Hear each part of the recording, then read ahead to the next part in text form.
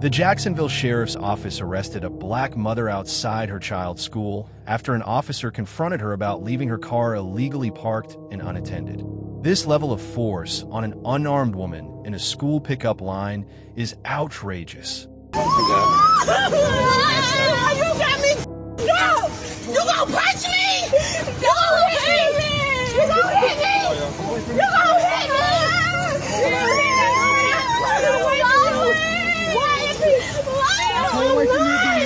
You got somebody else?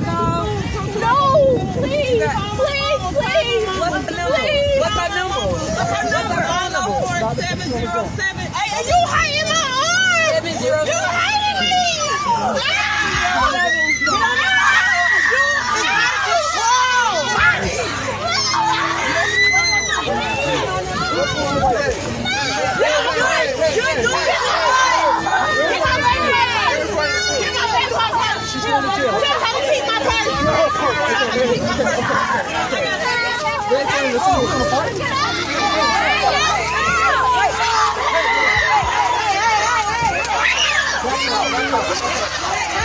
You went too far. You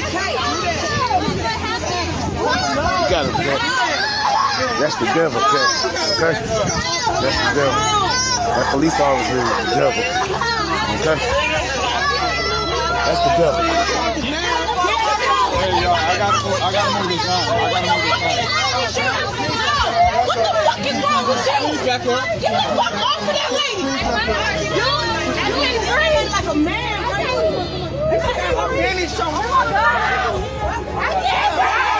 You is wrong!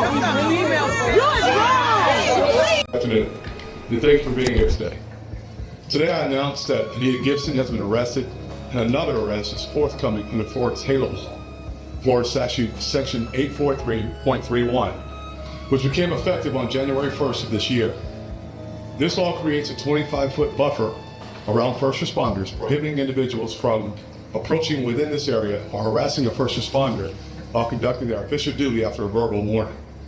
The Florida legislature enacted this statute to protect first responders from threats and interference so that these public servants can focus on their important duties. This arrest stems from a criminal incident that occurred on the afternoon of Tuesday, October 7th, outside of the IDEA Charter School located in the 1800 block of Bassett Road.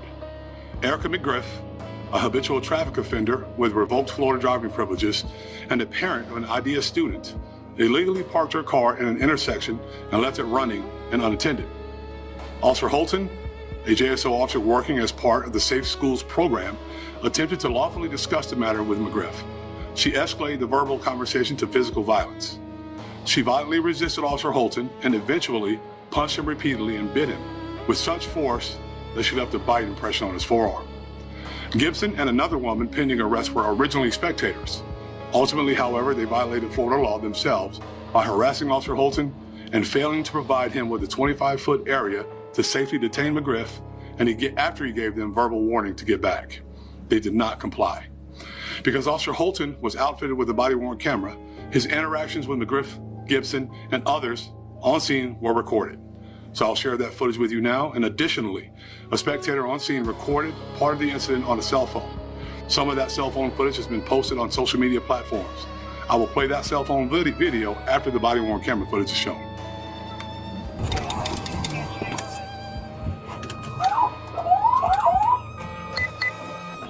Hey, where you going? What is the problem? What are you doing? I need your license. Huh? I need your license. I don't know what you're talking about. That's your car. I just saw you get out of the car. That's not my car. Okay. Over here, please don't, please. Hey. You right here with your Hey. student?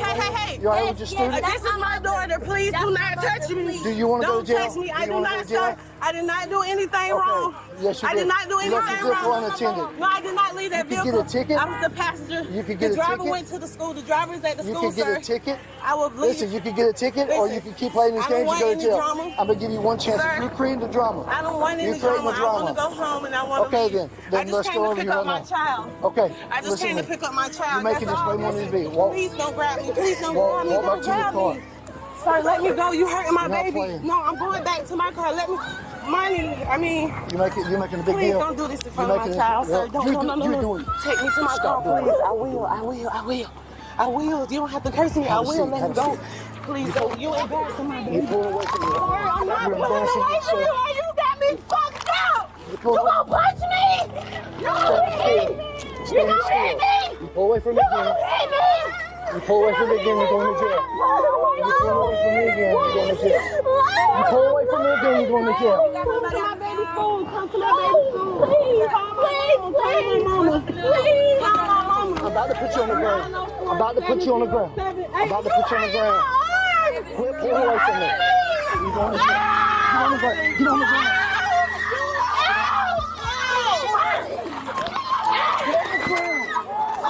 Quit pulling away from me. Get my baby my purse!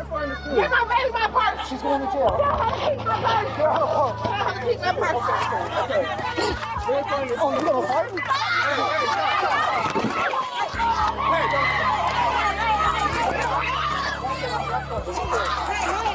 You were too close.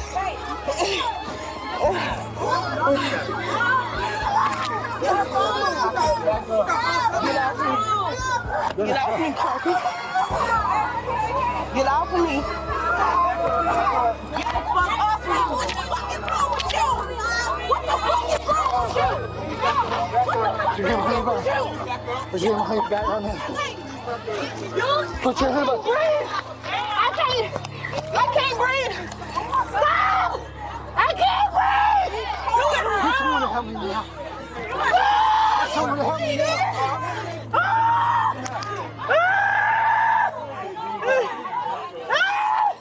Yeah, please help! Please! I'll do it, please. He's choking me. He's choking me. He's choking me. He's choking me. I can't. Stop. He's choking me. I can't breathe. Please. Please, help me. Help me. Help me. Help me. Help me.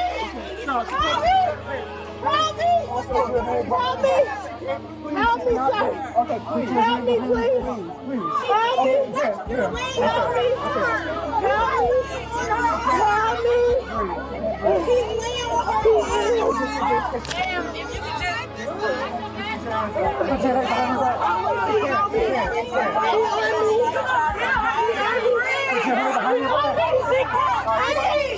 Put your hand behind your back. Put your hand behind her back. They behind her back. They behind her back.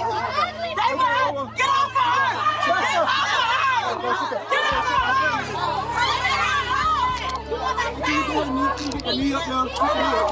She goes to class. All right. I need to get her pin number to her phone. It's you. Baby, Show me I your got phone. two daughters. What's the pin number to your phone so we can call your mom? You can put this up in my head. 868. Back up. Back up.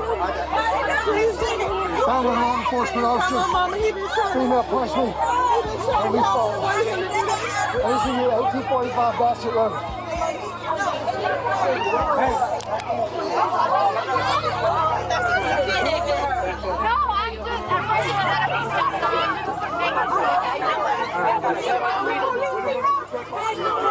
Can she lease it up? Put her in my car.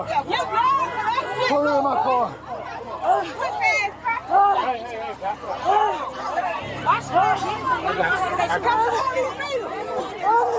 She punched me and she bit me.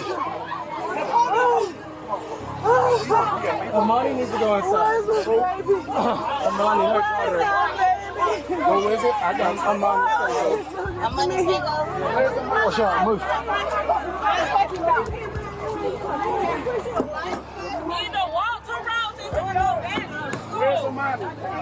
She can't breathe. Don't move her. We got Amani. Put her in my car. Put her in the car. I'll get Put her in the car. I get Amani. Mr. Man, she's playing. Put her in the car. Put her in the car. I'm trying.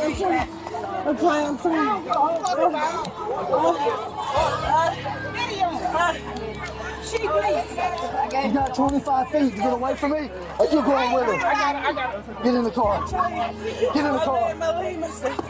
Damn, you gonna kick me too? Get in the car and kick me. Right in front of the school. Get my purse. She's going to jail. Tell her to keep my purse. Get her purse. Okay. Right in front of the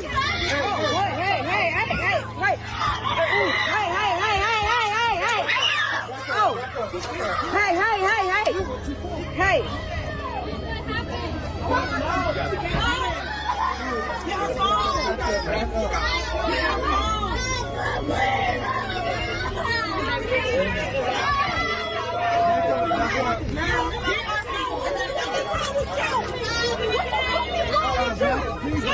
What the fuck is wrong with you? Back up. Get the fuck off of that lady. Please back up. You're screaming like a man. I can't breathe. I can't breathe. You is wrong. You is wrong. She is bleeding.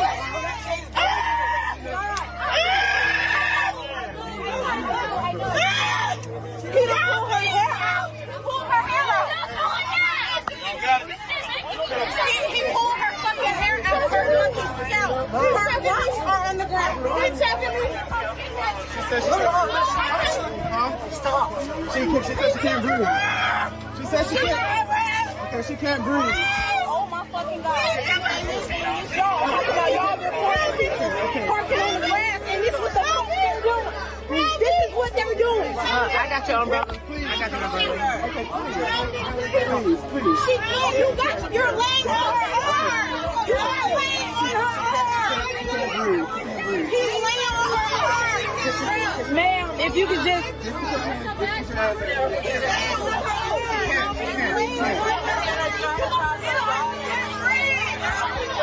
She can't breathe. She can't breathe.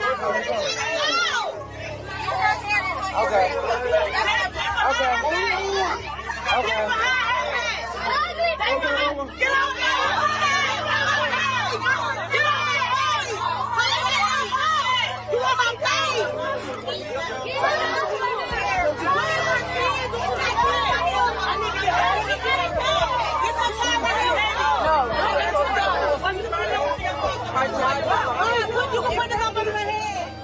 So as a result of her actions on Tuesday afternoon, Erica McGriff was arrested for battery on a law enforcement officer, resisting an officer with violence, and operating a motor vehicle while having a driver's license that is revoked as a habitual traffic offender, which is probably what led to her refusing to give some of those things over in the very beginning. These charges are all third-degree felonies, each punishable by up to 5 years in Florida State Prison. Additionally, McGriff was cited for multiple traffic violations. So what's today's takeaway? If you violently resist our officers, if you punch them, if you bite them, you will be arrested.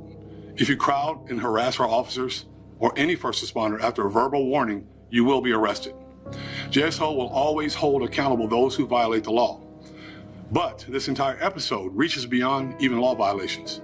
It speaks to the breakdown of civil society that some in our community not only quietly accept, but actively promote. So beyond breaking the law, these adults committed these acts in front of vulnerable and impressionable school children. These adults modeled and normalized for school-age children not only breaking the law, but also lying to the police, violently resisting the police, punching police officers, biting the police officer, and harassing a police officer, and encumbering a police officer. Officer Holton was simply doing his job. Disappointingly, this negative modeling had direct consequences here. Currently, there's an active pickup order for a juvenile for making threats to shoot up Idea Charter School because of this incident. So JSO will not tolerate those who violate the law and victimize our officers or any member of our communities. These jobs are tough enough without all of that. So we reject the flawed theory promoted by some that this type of unprovoked violence is shown to police officers is somehow justified. I ask every member of this community who enjoys the privileges of a civil society, one organized by laws, to reject this flawed theory. No one is above the law. No one should be hurt or hinder a public servant doing the work that is a critical function to our community. So now I'll take any questions that you all may have. Sure. Yes, sir. Beard, using the patterned shirt. Yeah. Yeah. Alpha fraternity, who's that? He's one of the school administrators. So if you'll see, the school administrators were there trying to keep everyone back. And largely, in my opinion, they helped keep that officer at least with some sort of comfort level while he's engaged with that individual. Where were the individuals the video that were violating the halo? So there was an elderly, an older lady wearing a pinkish red shirt. I believe at one point she used an expletive and said she wasn't even worried about the 25 feet. And then there was a young girl, you saw her come in later. After things started wrapping up a bit, you saw her come in later and grab the phone. She was one of the ones that was standing there with a lot of the chirping that was going on. The one who got the phone, what happens to that person? She's going to be arrested. Also, you'd say the officer was doing his job, he followed all DJs and training? Yeah, so the first thing we do before we even do this stuff, before we bring it out here, we look at it, we send it to our experts, our use of force experts, to look at everything that he does in that process. And he followed the rules, he followed the laws. It's shocking to me that you square up to fight a police officer just maybe when you're gonna get a citation. You're probably gonna end up going to jail because it's a 3rd-degree felony for a revoked habitual traffic violator license. But it's remarkable to me that you're willing to stand up and go toe-to-toe, which is, I can't understand that. Was the officer there doing traffic for the idea school? And as far as, I know there was a scuffle getting her into restraint. Yeah. Can you explain what took so long? And also, were there other officers, I guess, who were on the way? He was the only one that was there. He was there by himself. There were other officers that were on the way. But, sometimes if you're in different locations, it takes a little bit to get there. He was, I believe, I didn't speak to him directly. I believe he was trying to hold her until she kind of gassed out. And then eventually you saw, put her hands behind her back so he can get those handcuffs on her. She was saying that she couldn't breathe. It was kind of hard to tell what exactly Yeah, I'll give you a test. Jake, I'll give you a test. Go home and let your wife choke you and try to talk.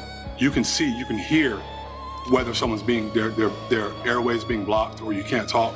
She could breathe. He was using, if you look underneath, you can see that his hands weren't even knotted together where he was pulling. He was just holding her to make sure that he could keep control of her. And it's pretty obvious he didn't want to go too far. He wanted to make sure that he followed the rules and made sure he did this the best way that he could. And I commend him for that. The hard part is this is not an easy job. And it's not getting any easier. Now, we all volunteer to do this, right? We want to do this because we love where we live. It's not an easy job, and it's making it more difficult when police officers come out here and try to affect the law lawfully and do the things that we're supposed to do, and then you get surrounded like that. It's dangerous. Anything can happen. So we want to make sure that we let folks know as part of a public service announcement that if you do this and you're asked not to do it, you're going to get arrested because we're going to review it. You're going to get arrested. I care about this community being safe, and I care about the police officers that work here being safe, which is very important. You have to have some comfort level that you're going to know that you can go out there, take care of your job, and go home safely. So we want to make sure people understand that. Is this the first time case that was made an arrest using the HALO law? This is the very first time, yes, sir. Sheriff, to follow up on Tara's question. Yeah. Was he working the school zone? Oh, I'm sorry. I didn't answer that. Or was he just passing through? No, he was working at school, not school zone. So we have a safe schools program. When after the Marjorie Stoneman Douglas situation. He was the resource officer. No, he wasn't a resource officer. We provide officers to schools in our city to do safe schools, to make sure the schools stay safe. And he was working in that with that program. And then the initial reason he made contact with her again, you just go over that? She left her car unattended, illegally parked in the roadway, and it was still running. And I think this is just an assumption. I want to make sure you're clear. We're clear on this. I think he saw that. Someone talked to him about that because that's part of his duties there when school's letting out. And when he began to approach and have the discussion, you saw how it played out from there. So Griff was arrested. The woman in the pink shirt, she was arrested. Yes. The person who later in the video broke the HALO's violation to grab the phone, that person will be arrested. Yes, and that juvenile has a pickup order for threatening the school. Oh. So how does this work for officers? I know the HALO law's been in effect, but just as far as it would be more of a priority put on having that space so officers can do their job. Yeah, so we'll train on it. We'll make sure we discuss, and they normally do that. You get yourself in a situation like that, you normally say, get back, give me some space. But we'll train on it to make sure that they give that warning to get back. Sometimes if it's bad enough, Tarek, they're not going to be able to say you have to give me 25 feet. they're going to say get back, and that's going to serve as that warning to get back. So we'll train on to make sure that happens, and we'll move from here. My hope is that we don't have those issues. I don't mind people, and I can tell you this, I don't mind people standing beyond 25 feet, videoing or saying what you're going to say, because people are going to do that, and you have the right to say what you want to say. But if it gets to a point where it creates an uncomfortable level for our police officer who may or may not get hurt by someone in a crowd, then we have to draw the line. Do you know the person who captured the cell phone video? Were they one of the people that violated the Halo law? Or no? No, not that I know of. There were a lot of people that were standing there that weren't really even screaming. You know, there were just some agitators there, a lot of agitators there, and we were able to find the ones that definitely disobeyed that law. We'll make sure we don't just, you know, we don't want a scatter effect. We want to just point out the ones that violated that law and then take action from there. Do you have any advice for the public? I guess they're witnessing an officer, you know, in a physical altercation or whatever. Your sort of best advice in terms of what they should do to avoid violating this law? Just make sure you stand far enough away and allow him or her to do their jobs. Like I said, it's a difficult job. It's not easy. Recently, things have changed dramatically. You know, cameras on everyone's cell phone, people want to get videos and post them. We understand. That's fine. It's part of the process. We get it. But my advice would be, don't get within that space. And when you're asked, or once he says get back, or she says get back, then get back. Get back, move away far enough so that he can continue to do his job or her job safely. We don't want them getting into a situation where they may find themselves hurt by someone that's watching. And that happens, and it has happened. And I'm thankful to the Florida legislature for passing this law, because it helps. Discretionary law, though, as well, kind of like the administrator who helped wouldn't be charged, but the person who got too close would. Well, when you have an administrator helping, standing there with an umbrella, just helping and trying to hold people back, you wouldn't charge that individual anyway, because part of it is being harassing, not just standing there. You have to be able to be harassing them or doing something to make them feel like they're unsafe. They weren't doing that. There was others around that were. So it's not necessarily discretionary. You can look at the statute, follow the statute, see what it says, and apply the statute to the people that are violating it. I think this carries on that. The person with the cell phone seems to also be within 25 feet. Yep. Not saying a word. Not saying a word from what we could see. So, you know, she's recording. He says get back. Never agitated, never harassed, just standing there. And just standing there holding the phone is not necessarily harassment, right? We'd be in all kinds of problems. We'd be violating their rights then. But we would like for them to move back when asked. We'd like for you just to be moved to be 25 feet or beyond without even being asked. Because of the climate sometimes that we find ourselves in. That indicates its discretionary nature, but the person's action. No. It's spelled out in the statute. Look at the statutes. 843.31, the Florida statutes. It talks about harassing behavior, not just standing there. Like, taking cell phone video is not necessarily harassing video. No, I wouldn't call it harassing. People do it all the time. Thank you, Sheriff. Thank you.